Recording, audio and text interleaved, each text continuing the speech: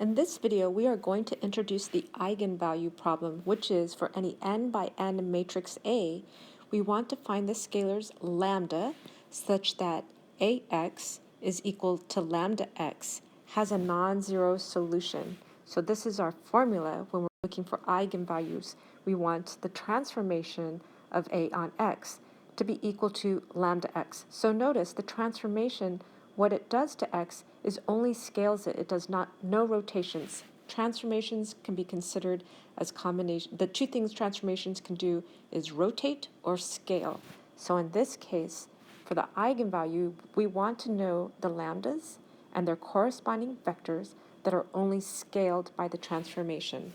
So I'll give you formulas or show you how to find the eigenvectors and eigenvalues of a 2 by 2 matrix, and then we'll do a couple of examples, and then just talk about the significance of eigenvectors. So we'll back up a little bit again. The eigenvalue problem, we're finding the scalars such that AX equals lambda x has non-zero solutions. So the scalar lambda is called an eigenvalue of A, and any non-zero n by 1 vector x that satisfies this equation, the AX equals lambda x, is called an eigenvector associated to lambda. So again, we look at this eigenvector eigenvalue equation, AX equals lambda x. And if we do some algebraic manipulation, we have AX minus lambda x equals the 0 vector. And then I can factor out my x vector, and I have A minus lambda I. And one of our calculations, I'll show you why this lambda I works. And then again, we were looking for x not equal to the 0 vector. We're looking for non-zero solution. So we're looking for when, looking at this equation, we're looking for when A minus lambda I is non-singular. In other words, has non-trivial solution. In this video, we are only going to look at 2 by 2 matrices, and the other videos will work up to n by n. So let's consider a matrix A equals A, B, C, D. And we're going to look at the eigenvector eigenvalue equation, AX equals lambda x. So here I have AX is equal to lambda x. Again, I want to subtract the lambda x from both sides, so I get AX minus lambda x is equal to 0.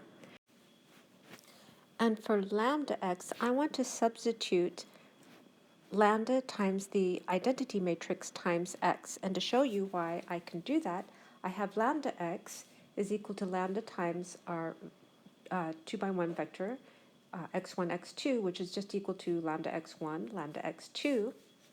And I'm going to compare that to lambda times the identity matrix times our vector x. So here I have lambda and my identity matrix for the 2 by 2 matrices, and then I have my vector x. So if I multiply lambda times my identity, I get lambda 0, 0 lambda times my vector x, which is equal to lambda x1, lambda x2. So you can see that these two are equal. And now I can make my substitution. I have AX minus lambda times the identity matrix times x equals 0. So now I can factor out my x, and I get A minus lambda, B, and then C, and then D minus lambda here equals 0. And this is where I'm going to leave the solution for now, so we can talk about how to solve this part of the equation. For the 2 by 2 matrix, we're going to use this fact here to solve this eigenvector equation. So we stopped at this point where we had A minus lambda, B, C, D minus lambda x equals 0, 0. So for a 2 by 2 matrix, it is singular if and only if the product of the diagonal entries is equal to the product of its off-diagonal entries. We will do an example, but also you might recognize this formula as a determinant formula. And you will see that later when we go to n by n, it is exactly the determinant. So our example is A is equal to 5, negative 2, 6, negative 2, and we want to find its eigenvalues and eigenvectors. So the eigenvector eigenvalue equation is AX is equal to lambda x. Moving over, we have AX minus lambda x equals 0, and then making this equal to lambda I, we can factor out the x. And so now we have 5 minus lambda, and then 2, and then 6, and then 2 minus lambda. So essentially we're doing the minus lambda on the diagonal, times x equals 0. By our note over here, this matrix is singular, in other words, has non-zero solutions for x when the product of the diagonal entries is equal to the product of the non-diagonal, off-diagonal. So we have the diagonal entries is equal to the product of the off-diagonal, which is the same thing as the product of the diagonal minus the off-diagonal equals 0. Solving algebraically, we get lambda equals 2 or lambda equals 1.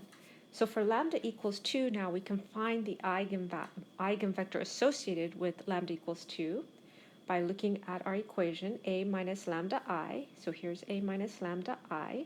With lambda, we plugged in 2 for lambda. And I have this resulting matrix, 3 minus 2, 6, and minus 4.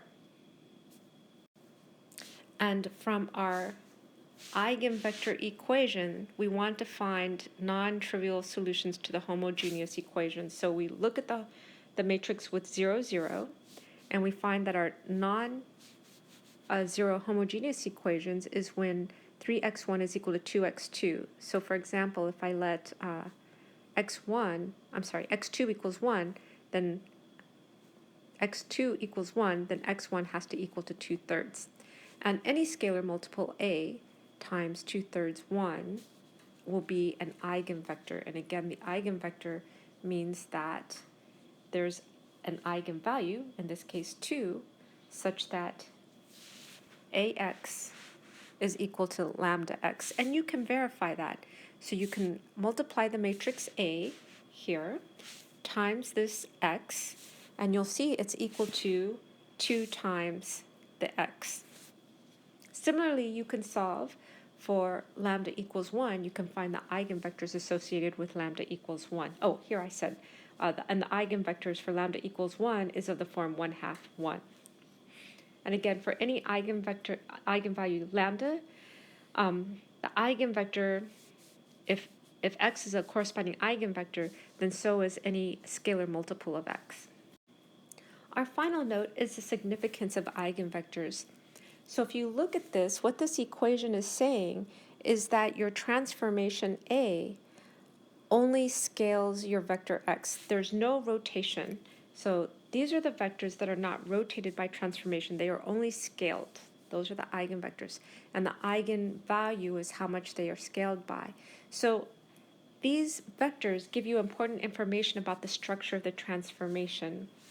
And another significance is the choice of basis is important when you choose a basis for a space.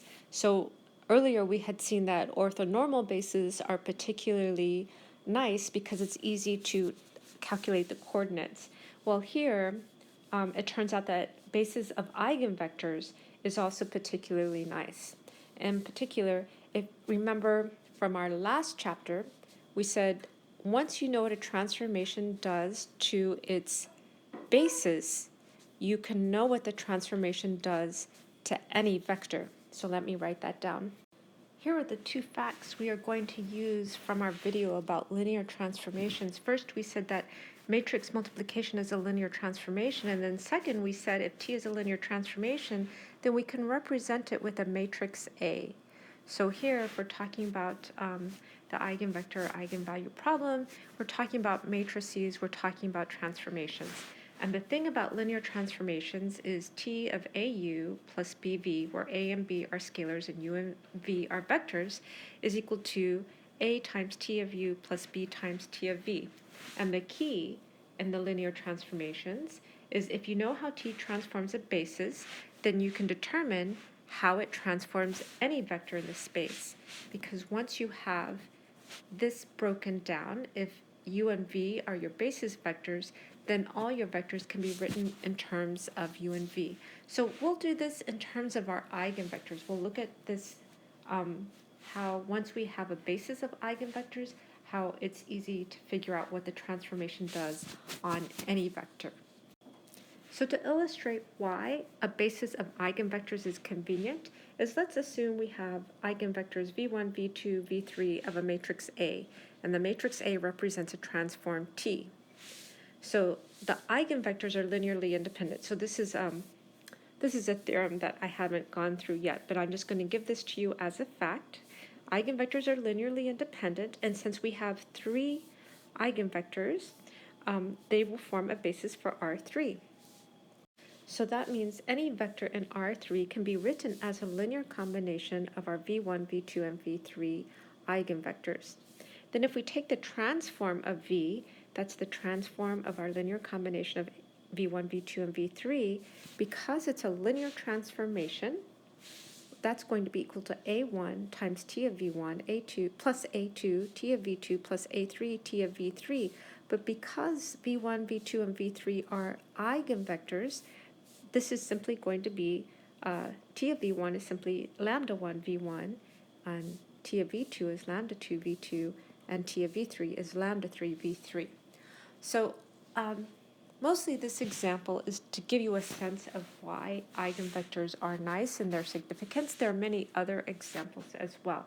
But the idea, again, is that the eigenvectors are the vectors that are not rotated. They are only scaled by your transformation, and they give you a lot of information about the structure of the transformation.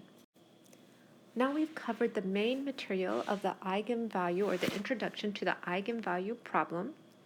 So the eigenvalue problem is to find scalars lambda along with their associated vectors, the eigenvectors, such that ax is equal to lambda x.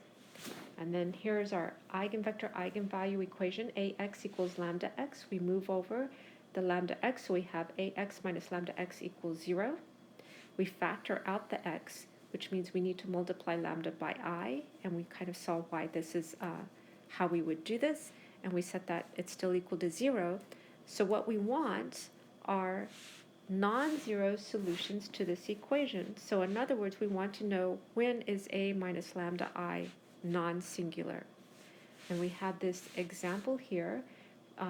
We started on a 2 by 2 matrix, and then we have this note that this matrix here is singular if and only if the product of the diagonal is equal to the product of the off diagonal. So we got this equation here, which if you recognize determinants, if you've done determinants, this is exactly the determinant. So to find the eigenvector and eigenvalues of a matrix, you do the a minus lambda I here, and you get this equation, and then you get this algebraic equation, and you can solve for lambda.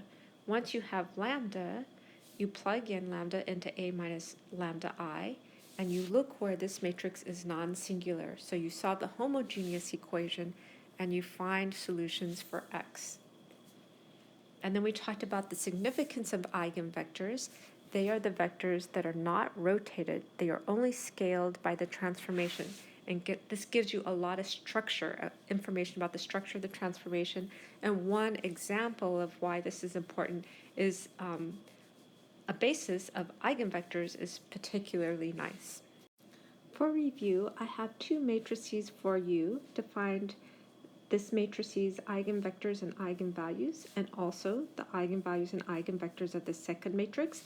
And also just verify this calculation. Once you find the eigenvalues and eigenvectors, verify that ax is equal to lambda x. Here is the solution for the first problem for the first eigenvalue,